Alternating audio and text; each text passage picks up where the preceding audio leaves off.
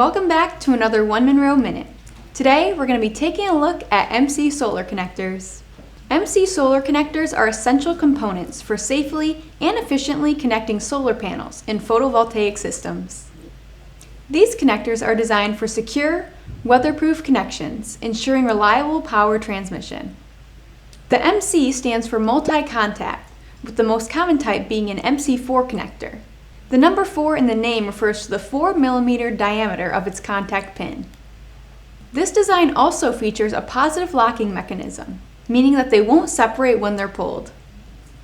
MC solar connectors are vital for connecting panels in series or parallel configurations, ensuring your solar system is both flexible and efficient. Each MC connector is made up of 5 key components. The first is the end cap. This part seals the back of the connector to protect it from dirt and moisture. Next is the strain relief collar, which prevents damage to the cable by securing it under tension or movement. The seal provides a watertight and dustproof barrier, which ensures long-lasting performance in outdoor conditions. The fourth part is the housing, which is the outer casing that holds all the components together. It's durable and UV resistant to withstand harsh environments.